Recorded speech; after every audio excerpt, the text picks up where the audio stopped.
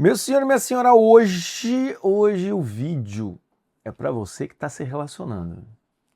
Tá com namorante, com ficante, com paquera, tá? Ou tá com namorado, com noivo, principalmente você que tá casado. Tá? Hoje o vídeo é pra vocês, tá? E o que eu vou começar aqui? Eu vou começar com um breve questionário em que você vai assinalar pra mim verdadeiro ou falso. Ou fácil. Verdadeiro ou falso, tá? São 5 questões. Se dessas 5 você assinalar 2, esse vídeo já é para você, porque daí você já fica precavido. Se dessas 5 você assinalar 3, com certeza tem que aprender muito com esse vídeo para ontem. Assinalou mais de 3, aí, meu amigo, decora o que eu vou dizer hoje aqui, ou até melhor, marca o horário comigo, já vai para terapia. Uma terapia eu marco um atendimento pontual ali de 1h30, clica aqui embaixo no link, fala com a minha esposa, arranja o horário, tá, Servil? Porque você tá precisando. Então vamos lá. Você que estão se relacionando, tanto homem quanto mulher, presta atenção. Primeira coisa, diariamente você corrige o seu marido ou a sua esposa, namorado? Você corrige seu cônjuge diariamente.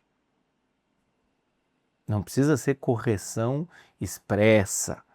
Pode ser às vezes aqui, ó. Você olha e fala, ele precisava fazer assim, ele precisava fazer assim, ele precisava. Pensa nisso. Segunda, diariamente você se irrita porque a pessoa está fazendo algo que você já disse que não deveria ter feito. Você se irrita? Eu não estou dizendo assim. O que eu quero dizer aqui na segunda pergunta é o quê? Uma coisa é você olhar e falar, pô, fez errado de novo. Outra coisa é você olhar e falar, Senhor. Ou então olhar e falar, eu não acredito de novo. Entende? Ou você, homem, olhar e falar, tá fazendo de novo, mulher. Que isso? Entende? Entende? É esse nível aqui. Dá aquela, queria não ter visto. É a segunda pergunta. Primeira, você corrige. Segundo, você se irrita. Dá para corrigir sem se irritar. Tá? Terceira pergunta. Você diariamente acha que seu cônjuge vai fazer algo errado? Está prestes a fazer algo errado? Você veio indo para coisa e fala, ixi, cara, vai me irritar. Vai me irritar. Entende? Você acha isso? Você vê lá, né? A mulher fala alguma coisa e fala, meu bem, eu vou sair, eu vou passar num café. Você vai se atrasar. Certeza que vai se atrasar. Você pensa assim diariamente? Quarta, você constantemente, não é mais diariamente, constantemente tem briga e acusa o outro de ser teimoso? Você é muito teimoso. Você reclama que o outro é cabeça dura, que não faz nada direito, tem isso. E quinto ponto, tá? Quando possível, você joga na cara que teu plano era muito melhor, que se tivesse feito como você disse, mas é teimoso, então não segue o que eu tô falando, porque você não me escuta, porque você entra nesse ciclo, tá? Ou então você é homem, fala, pô, mas eu já falei, você é confiar, você é teimoso, você entra nesse ciclo, tá? Essas são as 5 perguntas. Então, diariamente, você ou corrige internamente ou externamente com o outro. Você se irrita com o outro. Ou diariamente você acha que ele vai fazer alguma coisa errada. Constantemente você reclama de ele ser teimoso, falando que ele nunca cede, blá, blá, blá, blá. E constantemente também você acaba jogando na cara que teu plano é muito mais maravilhoso que o outro. Então, você marcou menos de 2, parabéns, tá? Ser abençoado. Tá bom? De luz. Agora você pode ficar assistindo ali do ladinho, porque agora eu quero conversar com vocês que marcaram 2, 3, 4 ou 5. E se bobear ainda tem mais, entende? Ainda tem mais. Jota, fala minha senhora. Eu fiquei tão irritada com meu marido que eu fui lá e fiz por ele. E mostrei pra ele, fiz irritar. É assim que tem que fazer. Será que você não consegue? Que é essa lava-louça? Já teve esse piti? Quem nunca, né? Também. Mas enfim, o que eu quero dizer aqui com isso? Além de provar para você que possivelmente as coisas não estão saindo como você achava que ia sair. O que eu quero falar hoje aqui é que existe um conceito de amor que é amar a querer o melhor, querer o bem do ente amado, tá? Então se eu amo um cachorro, eu quero que o meu cachorro se desenvolva, seja feliz, enfim, lá, né, cure suas doenças, esse tipo de coisa. Se eu amo flores, né, esses dias eu estava lendo um livro do meu filho ali, O Pote Vazio. E no livro O Pote Vazio tem lá a história do Ping, que ama flores, enfim, qualquer coisa. Então você quer o quê? Que as flores se desenvolvam, que fiquem bonitas. E se eu amo uma pessoa, eu quero que ela seja a melhor possível. É por isso que no amor cabe a correção, é por isso que no amor cabe a orientação, é por isso que no amor cabe essa questão, às vezes, de você brigar com a pessoa. É igual quando você ama uma criança, né? Eu amo meus filhos, meus 3 filhos. Eu tenho que corrigi-los, educar e corrigi-los. Educação é um exercício de repetição e também educação é a arte de limitar a pessoa. Você não pode falar assim. Porque se eu deixar meu filho ser quem ele quiser, achando que isso é amor, na verdade eu estou fazendo com que ele se perca nele mesmo. Então eu, como pai, tenho que corrigi-lo. Então, ou seja, cabe dentro do amor paterno e materno a questão da correção, dessa contenção, de ajudar, orientar o filho, enfim, esse tipo de coisa. Então a gente percebe isso. Se amar é querer o bem do outro, eu posso fazer coisas que muitas vezes vai contra a vontade do outro, mas pro bem do outro. Se você tá casado com um sujeito que é alcoólatra, se você tá casado com um sujeito que é viciado, coisa e tal, às vezes, cara, tem gente que eu amo meu filho, mas eu tenho que ligar para a polícia para ele ser preso. Por quê? Porque não dá para conviver com ele. Ou eu preciso interná-lo numa clínica, mesmo ele falando, eu não quero ser internado, você tem que convencer. Então, faz parte do amor querer o bem do outro, tá?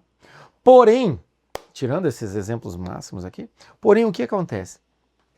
Muitas vezes, a gente confunde querer o bem do outro com a expectativa de que o outro queira o que eu acho que é o melhor para ele. Explicando melhor, uma coisa é eu querer o melhor para o outro. Outra coisa é eu querer que o outro engula o que eu acho que é o melhor para ele. E é aqui, meus caros, que a gente separa o que é amar do que é controlar. Porque existe uma diferença muito grande, tá? Entre amar e controlar. E este é o assunto de hoje. Porque muitas vezes, eu até falei esses dias aí sobre o plano, né? O plano que às vezes a mulher tem ao conhecer o cara, querer que o cara entre num plano. Aí já é um perigo, tá? Mas digamos que você encontra um cara que entre nos seus planos, entre nos seus requisitos. O que vai acontecer? Pode correr o risco de você querer controlar esse cara. E como que a gente percebe essa questão controladora? Com desejo de correção diária, com irritação diária, com achar que o outro vai fazer tudo errado. Fiz o que eu falei aqui. De falar que o outro é teimoso e também jogar na cara dele que teu plano é melhor do que o dele. Entende? Então, nesse sentido, é que eu quero conversar com vocês. Por quê? Porque, normalmente, quando nós começamos a nos conviver com o outro, né, antes de chegar nessa parte do controle, quando nós começamos a conviver com o outro, o que vai acontecer? Nós, sentados de camarote, nós vamos ver os defeitos do outro. Porque pensa comigo, um sujeito morando sozinho, ele não percebe qual que é o ponto cego dele. Ou esse sujeito morando com a família, normalmente o ponto cego dele é o ponto cego familiar dele que ele aprendeu dos pais. Então, normalmente é isso. Só que quando a gente vai conviver, quando você, mulher, vai conviver com o cara, ou você, cara, vai conviver com uma mulher, você começa a olhar de camarote, entendeu? Porque é muito difícil você performar e você ser aquilo que você não é para a pessoa que está dormindo do seu lado. É muito difícil. Se você é uma pessoa desorganizada, é muito difícil ser organizado da noite pro dia porque você está morando com alguém. Durante o namoro até dá, né? Enfim, faz tanto tempo que eu não namoro, mas enfim, durante o namoro até dá. É uma pessoa que não é pontual, toda vez que tem um compromisso com o namorado, vai lá e é pontual. Pelo menos com o namorado você é pontual. Mas vai chegar uma hora, meu amigo, você vai acabar não sendo mais pontual. Né? Então vai chegar uma hora que a pessoa vai te conhecer. Vai te conhecer mais do que você gostaria. É igual aquele meme. O cara fala, oi moça, vamos sair, fazer alguma coisa. A mulher fala, mas eu nem te conheço direito. E o cara fala, o meu medo é bem isso, você me conhecer direito e não querer mais sair. Então tem isso. Conviver com o outro é assistir de camarote os defeitos dele passando como um desfile na sua frente. E é claro que isso vai te incomodar. É claro que isso vai te gerar alguma coisa. E é claro que vai te dar o impulso de você chegar à pessoa e falar, olha, veja só, você sempre deixa lá, sei lá, né? Você não dá descarga, você sempre deixa a tampa aberta, você acumula muita roupa suja, você nunca lava a louça, essa casa tá parecendo um chiqueiro. Você começa a se incomodar, até porque também, assim, os teus defeitos não é igual ao defeito do outro, né? Seria tão lindo se você encontrasse uma pessoa que tem os mesmos defeitos. Não seria lindo, né? Porque vocês iriam potencializar o defeito dos dois, ia ser terrível, na verdade. Você é uma pessoa desorganizada, você encontra outra pessoa desorganizada. Seria lindo, né? Mas não dá certo também, porque a tua desordem me incomoda, mesmo que eu seja desorganizado. Ou seja, vai ter esses embates e esse desejo de melhorar a vida do outro, que é muito justificável. O problema é o quê? É o momento em que eu começo a sair de um papel de ajudar o outro e começo a entrar num papel de querer que ele faça o que eu quero, tá?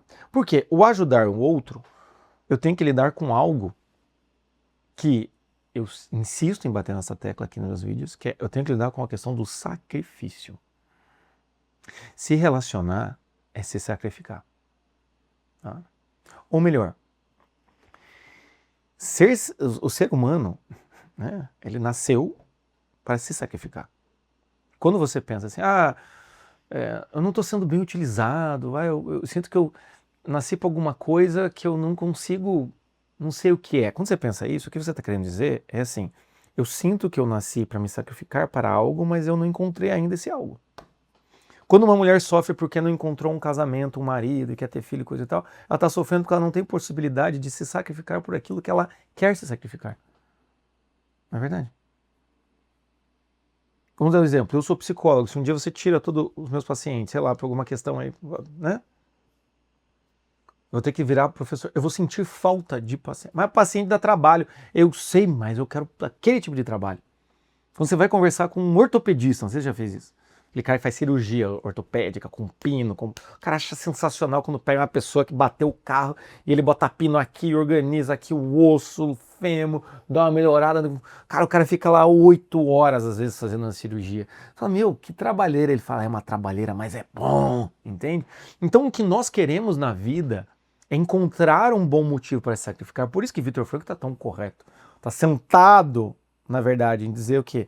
Nós nascemos com sede de sentido. E nós precisamos encontrar o nosso sentido da vida, nós precisamos descobrir o nosso sentido da vida. Então, se nós vamos nos relacionar, nós vamos nos sacrificar. Só que acontece o quê? Nós queremos nos sacrificar de forma positiva. O que é o sacrifício positivo? Eu quero ir lá num casamento. O que é o sacrifício positivo? É eu dar carinho, eu dar atenção, eu fazer uma comida, eu fazer pelo outro. Entende? Eu mostrar serviço. Todo mundo que está bem intencionado, eu inclusive, minha esposa, todo mundo quer isso. Eu estou aqui para ajudar, eu quero amar, enfim. Vamos dar exemplo, né? Quando você quer amar seus filhos, o que você pensa? É levar eles no parque, corrigir, conversar, trocar uma fralda, brincar, é isso. Só que muitas vezes a gente esquece do sacrifício, vamos colocar entre aspas, negativo, que na verdade é o sacrifício passivo. Né? Eu acho que melhor é o sacrifício ativo e o passivo. O que é o sacrifício passivo? Suportar. Suportar o erro do outro. Esse é o sacrifício passivo. É eu ter resiliência. É eu ter paciência. É eu ter calma. Não perder a esperança. É ter confiança de que o outro vai melhorar. É confiar no outro. Olha que interessante, a confiança, para mim, é um sacrifício mais passivo do que ativo. É olhar para o outro e falar, eu sei que você pode melhorar. Eu confio mais uma vez em você. Diz para mim, o que é mais fácil? Assim, olha assim, o que é mais fácil? Claro que é sacrifício ativo. E veja, o que eu estou falando aqui é de quem quer fazer a coisa dar certo. Você está de sacanagem, querendo, enfim, só passear, ir na casa da menina, não ter compromisso nenhum, tu não chegou nem na porta, você não está nem na... Você não chegou nem no portão do que eu estou dizendo para vocês. Mas se você está num relacionamento, você está entendendo o que eu estou dizendo. Se você está numa relação e está querendo fazer a coisa dar certo, você está entendendo o que eu estou dizendo. Só que o que acontece? Muitas vezes, para evitar o sacrifício passivo, nós dobramos a meta do sacrifício ativo. É ou não é ou não é ou não é? E dobra a meta. Ah, não está dando certo. O que eu tenho que fazer? Opção 1, esperar um pouco, confiar. Eu já falei para a pessoa. E se ela errar de novo, eu falo de novo. Mas antes de eu tentar antecipar o erro, antes de eu tentar antecipar o atraso, eu vou ter mais paciência. Espera. Vamos ver o que eu disse, o que a gente conversou, o que ficou no coração dele. Ou então, Não, vamos lá, se ele errar de novo, eu não vou mais sentar a mão no cara, não vou brigar com o cara, não vou brigar com a mulher, eu vou tentar relembrar o que a gente conversou com o pai. É isso que você faz? Ou é? Não, ainda não tá bom, não é no meu ritmo, não tá fazendo o que eu quero, eu preciso conversar mais, eu preciso ter DR, eu preciso chegar pra ele, aí entra naquele ciclo que eu já falei aqui no vídeo, eu não admiro mais você não é um homem admirável, eu vou entrar nesse ciclo, entende? Por quê? Porque eu não consigo ficar quieto. E aqui entra um problema, eu tinha um roteiro, no roteiro não tinha nada de sacrifício passivo e ativo. Eu acabei de bolar essa parada pra você, mas agora eu curti. O caminho tava aqui, eu peguei desviei, mas tá bom, né? Tá bom. Mas o que acontece aqui? É que às vezes tem que gravar o vídeo, e daí, quando tem que gravar o vídeo, no final das contas, é falar de um certo tipo de um certo assunto mais amplo, num certo ângulo, mas às vezes eu caio pro outro ângulo. Vai lá, voltando. E o que acontece aqui, então, é o quê? Eu acabo não me desenvolvendo, fugindo das minhas demandas com uma justificativa bonita, entende? E hoje em dia nós estamos num mundo de trazer defeitos e erros de postura como se fosse uma qualidade. Entende? É igual a mulher que chega e fala, não, doutor, é porque assim, eu sou preocupada, eu quero que ele melhore, eu amo meu marido, ele tem tanto potencial e ele desperdiça, e aí eu fico olhando ele, entende? E eu sou uma pessoa mais ativa. Tudo que ela está dizendo aqui, ele tem potencial, tudo que ela está dizendo aqui é assim, ele não me obedece. Entende? Ele não faz o que eu quero, ele não faz o que eu mando. Aí, vamos lá, principalmente para vocês, minhas senhoras, presta atenção. Se um homem fala isso, ele é escroto, machista, opressor, cacete a quatro. Se a mulher fala isso, ela é preocupada. Ela ama. Ela quer o bem da família. Não é? Se a mulher fala, você não faz nada que eu te peço, você faz tudo errado. Quando é que você vai começar a fazer as coisas certas? É só a mulher tendo uma DR. Quando o homem chega e fala, você não faz nada que eu mando, você não faz nada que eu peço, quando é, ele é opressor, machista, relacionamento tóxico. Tá? Fecha parênteses, só fica aí com esse pequeno triplex na sua cabeça, porque às vezes é isso que acontece. Mas o que acontece é o quê? Muitas vezes a gente dá palavras bonitas para algo que não é bom. Você está sendo descontrolado quando você está falando assim, não, mas eu cheguei no meu limite. Sim, você chegou no limite porque a tua paciência é zero. Eu não sei mais o que fazer. Não, não é que você não sabe mais o que fazer. Muitas vezes é assim, você não confia em quem você está se relacionando, você tem um desejo de controle gigantesco, tua ansiedade está completamente descontrolada. Em vez de você assumir que você está exagerando num ponto e você não está confiando no cara, e é exatamente por você não confiar no cara, o cara está cada vez mais olhando e fala, cara, não vou fazer porra nenhuma. Tua postura é horrível, cada vez que eu vou fazer parece que tem um olho de Sauron. Jota, o que é olho de Sauron? Senhor dos Anéis, pelo amor de Deus, se você não assistiu o Senhor dos Anéis, vai assistir. Vai escutar um olho de Sauron ali vigiando o cara, e daí o cara não pode dar um passo errado. Entende? Então, às vezes, o que eu quero dizer para vocês aqui é quantas vezes a frustração no relacionamento não é gerada porque você está tentando controlar a relação e ela, obviamente, não está sob seu controle. Nós não controlamos a vida do outro. Entende? Nós não controlamos a vida do outro. Na verdade, o que nós podemos fazer é sugerir. Por isso que eu falo, as pessoas tinham que ser psicólogo. Tinham que ser psicólogo por, sei lá, 3 semanas, 1 mês, 3, enfim. Você começar a perceber que mesmo eu aqui sentado, com o cara pagando, e às vezes não é pagando barato, pagando pra mim, não me escuta. Você começa a olhar e falar, cara, o que eu posso fazer aqui é sugerir algumas coisas, algumas ideias que talvez entrem na cabeça da pessoa, germina, e depois quando ela voltar... Eu adoro quando eu falo um negócio, o paciente 6 meses depois, fala, Jota, fiz tal coisa. Eu falo, eu fiz tal coisa, caramba, faz 6 meses que eu falei, não, que eu cheguei à conclusão, mentira, você não chegou à conclusão, eu falei 6 meses atrás. Eu cheguei à conclusão, por que eu não fiz isso antes? Eu fico pensando, eu também não sei, por que você não fez antes? Às vezes acontece isso, falando em paciente também, se quiser, marca o horário aqui embaixo, manda mensagem, enfim, né, para terapia ou atendimento pontual. Conversa, a gente pode conversar, tá bom? Mas o que eu quero dizer aqui é isso. A minha profissão é tentar ajudar a outra pessoa, mas dando liberdade pro outro. Eu não mando nos meus pacientes. Deus o livre mandar em alguém. Você manda na pessoa, você manda no papel de psicólogo, você manda na pessoa, aí a pessoa faz, aí sei lá, por alguma razão a coisa dá certo, aí ela vem e me pede qual que é a próxima ordem, pronto, daí virou uma relação de dependência. Eu não quero dependência. Eu quero melhorar a autonomia, a liberdade, a consciência dos outros. E querendo ou não, em relacionamento amoroso, de outra maneira, você quer fazer isso com o seu marido, você quer fazer isso com a sua esposa. Então, o que eu quero dizer aqui para vocês é, eu até escrevi aqui, ó, frustração por falta de obediência. Olhe para o seu relacionamento. Olhe para a sua relação. Muitas vezes na sua relação, o problema, como eu disse, é que você tem a sensação que o outro não está seguindo aquilo que você disse. E nessa hora você se sente vulnerável. Vulnerável. Pô, mas se o outro não fizer o que eu estou pedindo, talvez eu possa ser infeliz. Talvez, para mim, vai gerar um certo tipo de sofrimento constante. E às vezes o que você quer tá certo. Você chega pro marido e fala, preciso que você tenha mais calma. Esses tempos atrás a Paula falou isso pra mim. Né? Preciso que você seja mais calmo com os piá. Entende? É claro, eu reagi bem. Não, você também fica irritado. Mas é o clássico caso, né? O casal quando briga, quando discute, cada um bota ideias na cabeça do outro. Na hora é muito difícil ter concordância. Mas enfim. É claro que quando uma esposa vem, como foi a Paula, e fala pro marido, eu preciso que você seja mais calmo, ela está correndo o risco do cara não ser mais calmo. E aí? Ou não ser mais calmo por um tempo. Mas ser calmo é bom. O que ele está fazendo é ruim. Eu sei.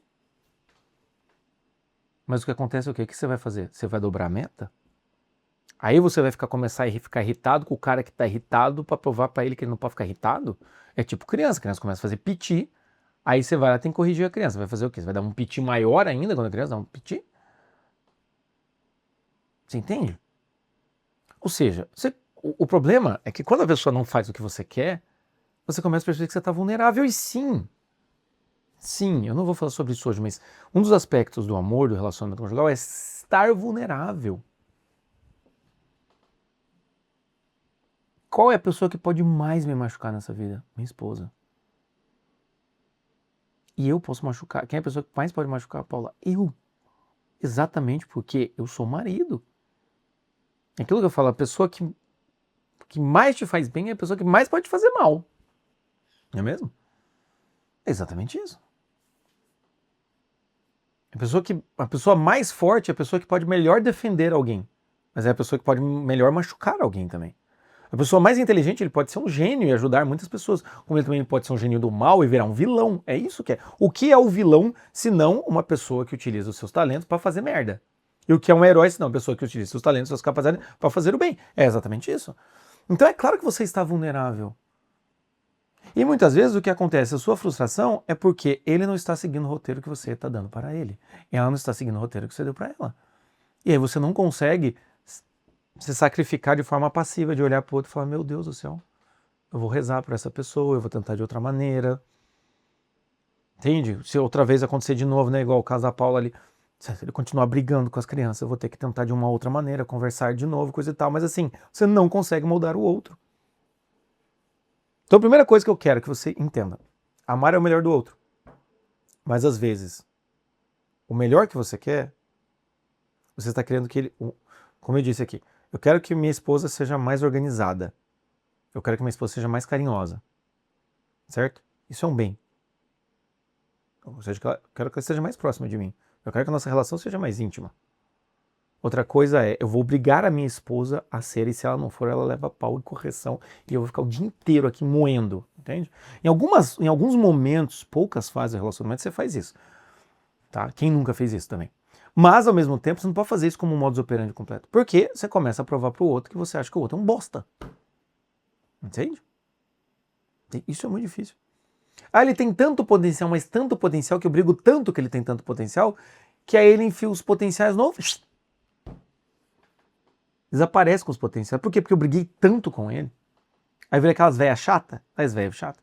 Ah, menino tão bonito, desperdicando a vida. Aí o marido olha e fala, mas eu te irrito, então agora eu vou te irritar mais ainda. Esse é o problema. O controle, ele gera o quê? Ele gera o inverso dele. O controle no relacionamento gera o inverso. Gera o comportamento inverso. Em algumas coisas, sim, óbvio. Tá? O que eu estou dizendo aqui são relações, né, problemas cotidianos. É claro que se você foi traída, você descobriu que seu marido usa droga, entende? É claro que às vezes tem que chegar e dar um ultimato. Eu não estou dizendo que isso não tem que chegar e dar um ultimato, entende? Estou dizendo que no cotidiano. Essas brigas conjugais cotidianas, entende? E essas outras questões, eu posso fazer um dia um vídeo sobre isso, assim, né? Quando o amor chega no limite, eu faço um vídeo sobre isso. Pra ter uma diferenciação do que eu tô falando hoje aqui. Porque muitas vezes, realmente, assim, não é questão de controle, é só uma questão de que, tipo, cara, é insuportável. Eu não consigo conviver com um cara que fica bêbado todo dia. Não consigo conviver com um cara que, de repente, ele some e volta 3 dias depois com a roupa rasgada. E gastou todo o dinheiro. Não dá.